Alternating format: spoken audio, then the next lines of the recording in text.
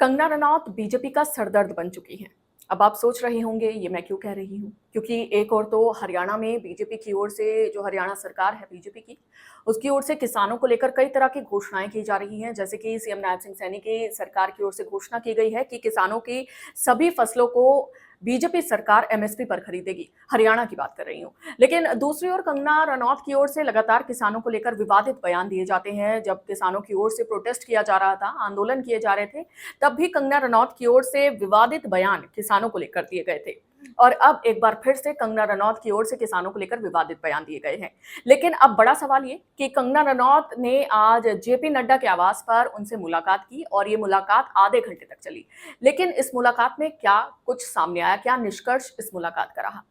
दरअसल इस मुलाकात में जेपी नड्डा ने कंगना रनौत को समझाया और बीजेपी की ओर से भी तमाम तरह के बयान सामने आ रहे थे। जब कंगना रनौत की ओर से किसानों को लेकर विवादित बयान दिया गया था, जब किसानों पर कंगना रनौत ने बयान दिया था, उसको लेकर बीजेपी ने कंगना रनौत के बयान से किनारा कर लिया था। बीजेपी ने कंगना रनौत को नोटिस भेजा था।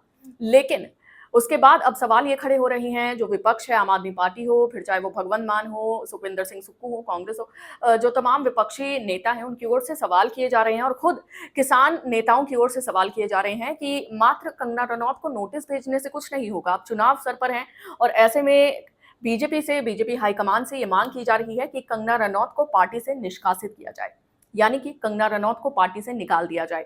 और इसी कड़ी में आज कंगना रनौत ने जेपी नड्डा से मुलाकात की और जब जेपी नड्डा से मुलाकात करने के बाद कंगना रनौत बाहर आई, मीडिया में कैप्चर हुई, तो कंगना रनौत के जो फेस एक्सप्रेशंस है, कहते हैं कि बॉडी लैंग्वेज से सब कुछ पता चल जाता है।